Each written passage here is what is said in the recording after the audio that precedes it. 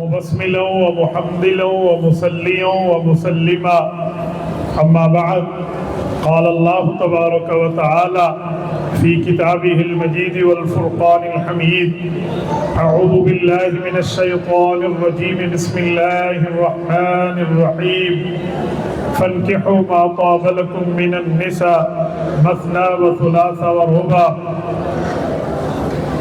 عن عبد الله بن مغفل رضي الله تعالى عنه قال قال رسول الله صلى الله عليه وسلم تزوجوا الودود الولود فإني مكاثر بكم الأمم رواه الإمام الهمام الأحمد في مسنده اللهم صل على محمد وعلى آل محمد كما صليت على إبراهيم وعلى آل إبراهيم إنك حميد مجيد اللهم بارك على محمد وعلى آل محمد كما باركت على إبراهيم وعلى آل إبراهيم إنك حميد مجيد. معزز دوستو، آج 17 اپریل 2024 بروز بدھ ہے. آپ اور ہم یہاں کھوکھر پیلیس جھاوریاں ضلع سرگودا میں موجود ہیں. میں الحمدللہ یہاں 2 نکاحوں کی تقریب میں آپ کے ساتھ شریک حال ہوں. ہمارے خواجہ محمد عثمان صاحب اور ہمارے محترم عزیز محمد اویس صاحب، اللہ ان دونوں کی شادی کو قبول فرمائے. میری دعا ہے رب کریم حضرت آدم اما حوا والا پیار عطا فرمائے، حضرت علی اور حضرت فاطمہ والا تعلق عطا فرمائے، حضرت عائشہ اور رسول اللہ صلی اللہ علیہ وسلم کی محبت تامہ عطا فرمائے. دیکھیں، نکاح کا پروگرام ہے. یہ نکاح اتنی افضل تقریب ہے جس کو اللہ تعالیٰ نے عرش پر منعقد فرمایا ہے. اور دوسرا، آج خواجہ عثمان صاحب کا ولیمہ بھی ہے، اور ولیمہ بھی ایک مقدس تقریب کا نام ہے.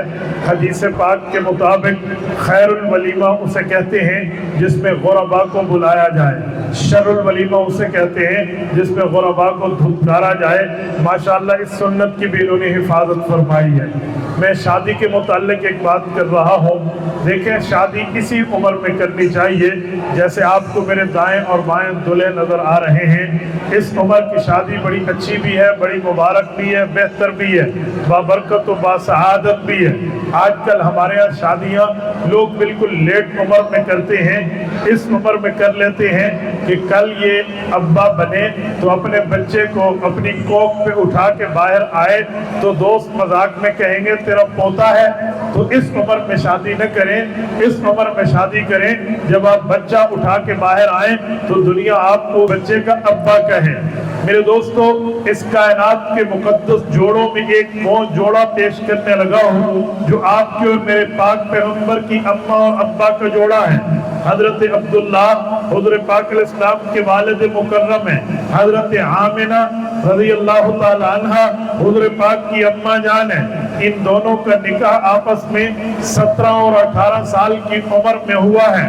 آپ اندازہ لگائیں، اس عمر میں ہمارے ہاں تو کہتے ہیں یہ عمر جسٹ فار ایجوکیشن، یہ تو پڑھائی کی عمر ہے، یہ تو کالج کی عمر ہے، یہ تو اسکول کی عمر ہے. حالانکہ اس عمر میں شادی ہوئی ہے اور ان میاں بیوی نے یہ ایسا مقدس اور ہولی کپل ہے. انہوں نے وہ فرزند امت کو دیا ہے جس فرزند کو دنیا محمد الرسول اللہ کہتی ہے.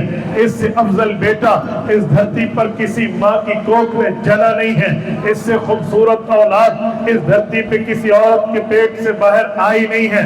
اور یہ وہ ہیں جس کو رب کریم نے انہیں اپنی پیدائش میں خوبصورتی کا گویا اختیار دیا. کأنک قد خلقت کما تشاء. گویا رب نے فرمایا محمد کریم آپ بتاتے جائیں، ہم آپ کو آپ کی چاہت کے مطابق بناتے جائیں. یہ اتنے مقدس جوڑے کی شادی کے نتیجے میں بیٹا پیدا ہوا ہے. ہمیں چاہیے ہم بچپنے میں شادی کو رواج دیں. میرے دوستو، اسی طرح اس کائنات کی مقدس شادیاں دیکھنی ہوں. حضرت ابو العاص حضور پاک علیہ السلام کے پہلے داماد اور حضرت زینب کو دیکھو، اس سے بھی کم عمر میں شادی ہے جس عمر میں ان کی دادا اور دادی کی شادی ہے. اسی طرح حضرت رقیہ ہے، حضرت ام کلثوم ہے، سیدہ فاطمہ ہے، بنات رسول رضی اللہ عنہن. اس طرح بچپنے میں ان کی شادی ہے. ملک پاکستان میں 18 سال سے پہلے شادی پر لیگل طور پہ بین ہے تو 18 سال لے لیں، 20 سال لے لیں، یہ عمر شادی کی ہے۔ میں ایک بات سمجھانے کے لیے کہتا ہوں، جب 20 سال کی عمر میں شادی ہوگی تو پھر اولاد ہوگی، جب بندہ 40 سال کا ہوگا تو اس کا بیٹا 20 سال کا ہوگا۔ جس شخص کو 40 سال کی عمر میں 20 سال کا معاون بیٹا مل جائے، اسے اللہ کی نعمتوں میں اور کون سی نعمت کی طلب ہوگی؟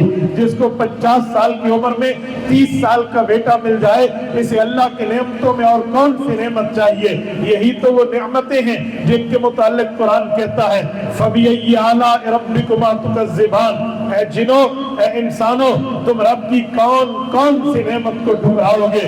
میرے دوستو، نکاح ایک مقدس فریضہ ہے۔ یاد رکھیں، جب نکاح عام ہوں گے پھر گناہ کے دروازے بند ہوں گے، جب نکاح عام ہوگا پھر زنا ختم ہوگا، جب نکاح عام ہوگا پھر رب کریم راضی ہوں گے۔ اور یاد رکھیں، یہ کائنات بنی ہے اس کے بعد نکاح ہوا ہے، یہ کائنات بچی ہے کیونکہ یہاں نکاح ہوا ہے۔ آپ کہیں گے کیسے؟ جب کائنات بنی ہے انت وزوجو کہہ کے اما حوا اور حضرت آدم کا نکاح ہے، اور یہ کائنات بچی ہے۔ حضور پاک نے فرمایا، صحیح مسلم کی روایت ہے، اللہ کے رسول فرماتے ہیں لا تقوم الساعہ حتی لا یقال فی الارض اللہ اللہ، فرمایا لوگوں جب تک دین دنیا میں قائم ہے تب تک قیامت نہیں آئے گی۔ یہ اس بات کا اشارہ ہے کہ جب تک دیندار رہیں گے تو نکاح کو جاری رکھیں گے، نکاح ہوگا تب قیامت نہیں آئے گی۔ پتہ چلا کائنات بنی ہے، نکاح کی برکت ہے، کائنات بچی ہے، نکاح کی برکت ہے۔ ہمیں نکاحوں کو عام کرنا چاہیے۔ میرے پاک نبی نے فرمایا جس شخص نے نکاح کیا ہے اس آدمی نے اپنے ایمان کی تکمیل کر لی ہے، اس نے ایمان کو مکمل کر لیا ہے۔ میرے دوستو، صرف نکاح اس لیے نہیں ہے کہ یہ شادی ہے اور شادی برائے شادی ہے، میرج فار میرج ہے، ایسا نہیں ہے، بلکہ یہ سنت رسول ہے، سنت انبیاء ہے، سنت صحابہ ہے، سنت اور طریقہ اہل بیت و اولیاء ہے، لہذا شادیوں کو رواج دینا چاہیے۔ اور سنیں، یہ کائنات میں انتہائی خبیثانہ حرکت ہے کہ لوگ شادی کے بغیر تعلق رکھیں، شادی کے بغیر ریلیشن شپ رکھیں، شادی کے بغیر فزیکل ہوں ایک دوسرے سے۔ یہ اسلام کا تعلق نہیں ہے، جی ایف اور بی ایف کا تعلق اسلام سے ریلیٹڈ نہیں ہے، گرل فرینڈ بوائے فرینڈ کا تعلق اسلام میں موجود نہیں ہے۔ اسلام میں موجود نکاح ہے، نکاح کو ہم کرنا چاہیے۔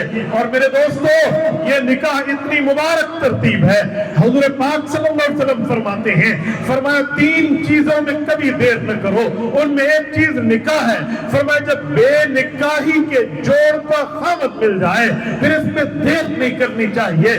میرے دوستو، آج ہم نکاح میں بے نکاحی کے جوڑ کا خامد ملتا ہے تب بھی دیر کرتے ہیں۔ یہ ہمارے اوپر مصیبتیں، پریشانیاں، آزمائشیں اللہ کی طرف سے عذابات کی وجوہات میں ایک وجہ یہ ہے کہ ہم نکاحوں میں لیٹ کر رہے ہیں۔ اللہ کے رسول نے فرمایا لوگوں جب تمہارے پاس کوئی رشتہ لے کر آئے تمہیں اس شخص میں 2 چیزیں پسند ہو، اس کی شکل بھی پسند ہو، اس کا دین بھی پسند ہو، پھر نکاحوں میں دیر نہ کرو۔ اگر نکاح میں دیر کرو گے تکن فتنۃ فی الارض وفساد کبیر، پھر انتظار کرو زمین میں فتنہ پھیلنے کا، پھر انتظار کرو زمین میں بڑے فسادات ہونے کا۔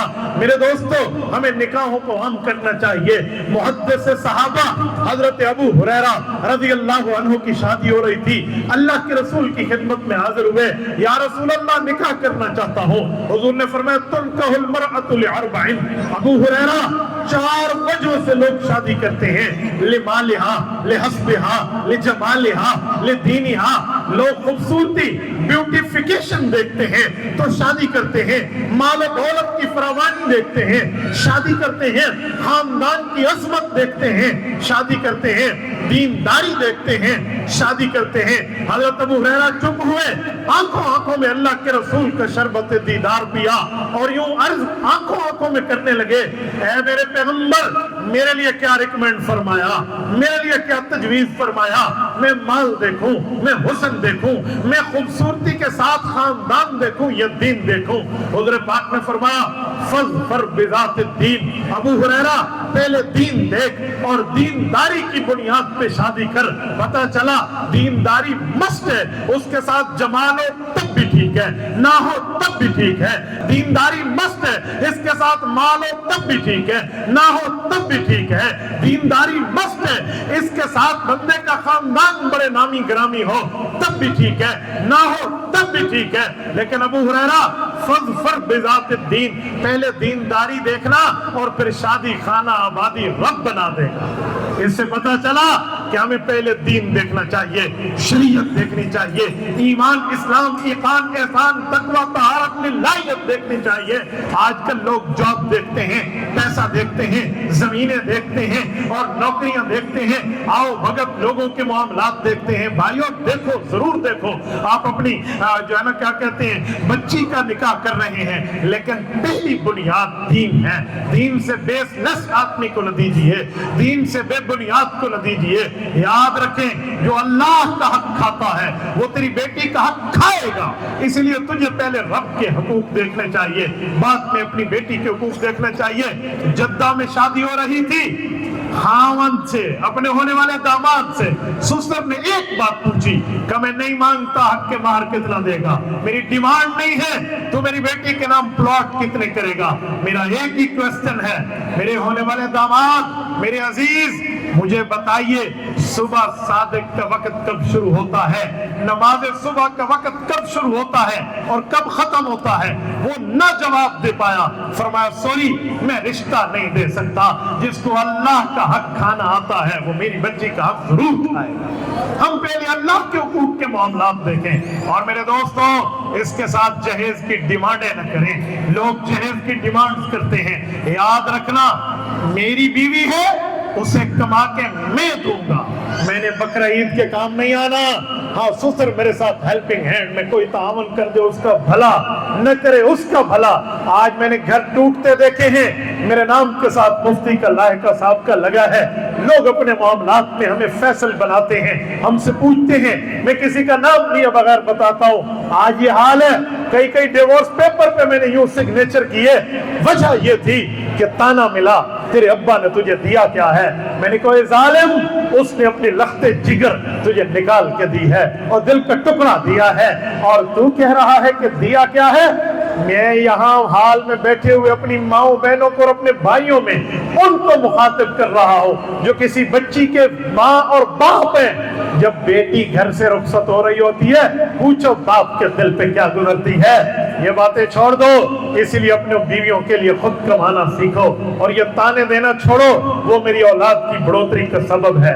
اور اسی طرح میں ساس اور سسر کو کہتا ہوں, دونوں طرف سے یاد رکھنا, جب آپ اپنی بیٹی اور اپنی بہو میں فرق نہیں کرو گے, دونوں کو ایک جیسی محبت دو گے, گھر میں امن ہوگا, بھائی چارہ ہوگا, پیار ہوگی, یگانگت ہوگی, الفت ہوگی, اطاعت ہوگی. اور اگر آپ نے بیٹی کا معاملہ اور دیکھا, بہو کا معاملہ اور دیکھا, پھر یہ نفرتوں کی بنیاد ہوتی ہے. میرے دوستو, میں مبارکباد پیش کرتا ہوں ان کے پیرنٹس کو بھی, ان دلہوں کو بھی, اپنی دلہنوں, اپنی ان بیٹیوں اور بہنوں کو بھی, کہ اللہ ان کو مبارک فرمائے, اللہ تعالیٰ اس شادی کو قبول فرمائے. اور ایک بات میں یہاں بڑے شوق و ذوق سے کہتا ہوں, یہ باٹل دکھائیں اگرچہ خالی ہو, کوئی نہیں. یہاں آج حال میں آپ نے ایک چیز نوٹ کی ہوگی کہ یہاں پانی ہے تو پاکستانی ہے, یہاں کولڈ ڈرنکس چلیں گے تو پاکستانی پروڈکٹس چلیں گے, اس میں اسرائیل کی پروڈکٹس نہیں ہیں.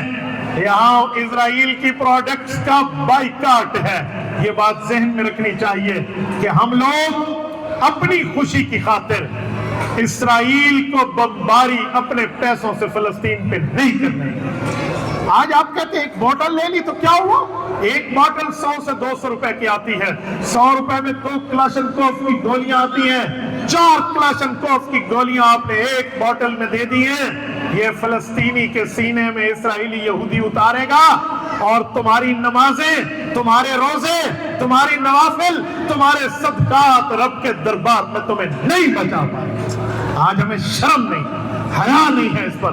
آپ سوری ٹو سے میں کچھ ایموشنل ہوں, لیکن ایموشنل ہونا میرا رائٹ ہے اس پر, کہ آج وہاں میرا مسلمان بھائی ذبح ہو رہا ہے, میری مسلمان بہن ذبح ہو رہی ہے, میرا مسلمان جو ہے نا بزرگوار ذبح ہو رہا ہے, ہمارے بچوں کو ہم نے مار دیا ہے. 35,000 سے شہادتیں بڑھ گئی ہیں, 37,000 سے شہادتیں بڑھ گئی ہیں، ان بچوں کو پتہ ہی نہیں ہے میرا ابا کیسے تھا، میری اماں کون تھی، میری بہن کون ہے، میرا بھائی کون ہے، میرا گھرانہ کیسے تھا۔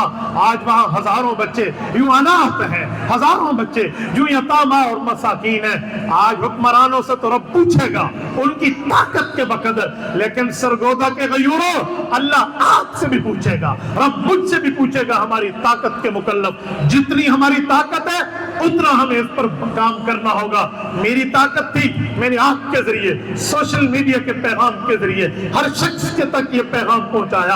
اب آپ کی جتنی طاقت ہے اس پیغام کو آگے پہنچائیے، اسرائیلی پروڈکٹ کا بائیکاٹ کیجئے، جرت کے ساتھ، ہمت و غیرت کے ساتھ، اسلامی طاقت کے ساتھ، جتنا ہم سے ہو سکا ہم کریں گے۔ ہمیں تلوار کی طاقت ہو، AK-47 کی طاقت ہو، حکومت آج پرمیشن دے، ہم انشاءاللہ وہاں ان کے ساتھ ٹھہریں گے، اپنے بھائیوں کے ساتھ قبلہ اولا کی مدد میں۔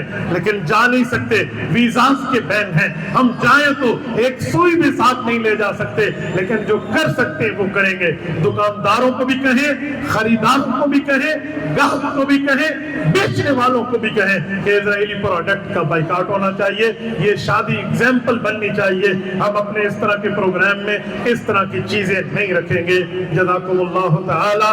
اقول قولی ھذا واستغفر اللہ وآخر دعوانا ان الحمد للہ رب العالمین۔